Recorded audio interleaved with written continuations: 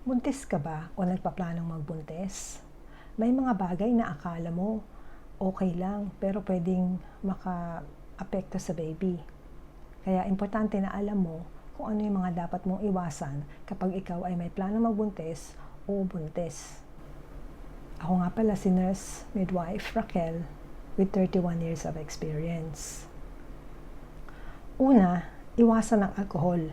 Walang safe na amount ng alcohol kapag ikaw ay buntis o nagpapadede. Pangalawa, iwasan ang paninigarilyo. Tataas ang risk mo ng miscarriage o kunan kapag ikaw ay naninigarilyo. Ang nicotine sa sigarilyo, kinoconstrict o pinapaliit niya yung daluyan ng dugo ng nutrisyon papunta sa placenta o sa inunan papunta sa baby. Kaya ang placenta o inunan ay maliit at kapag maliit ang placenta, maliit din ang baby. So low birth weight baby. Iwasan ang mataas na dosage ng vitamin A o retinol. Normally nakikita ito sa mga multivitamins dahil pwede itong makaapekto kay baby. Iwasan din ang pag-inom ng gamot. Katulad po ng loperamide o yung pong gamot na iniinom sa diarrhea.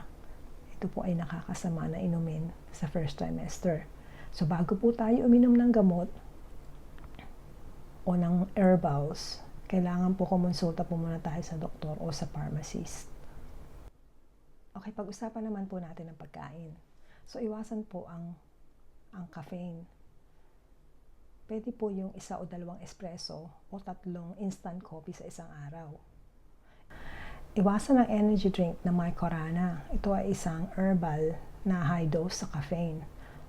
Iwasan ang mga hilaw o hindi luto na pagkain katulad ng hilaw na karne, soft cheeses, at hilaw na shellfish para po maiwasan ang infeksyon na tinatawag na listeria o toxoplasmosis.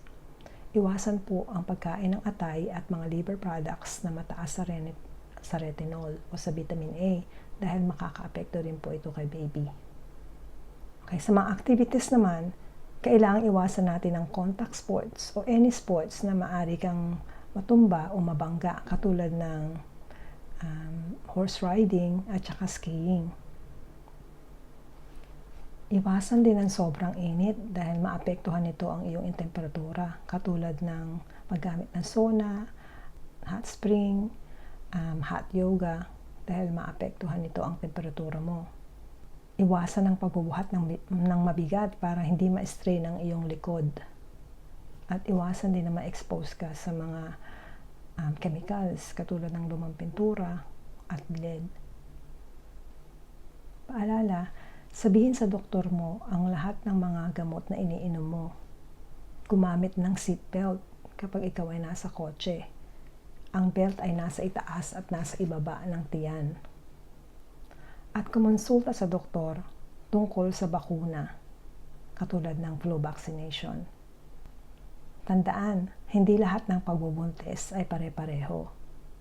Kaya mahalaga pa rin ang gabay ng doktor. Kung nagustuhan mo ang video na ito, like, share, at subscribe po. Salamat!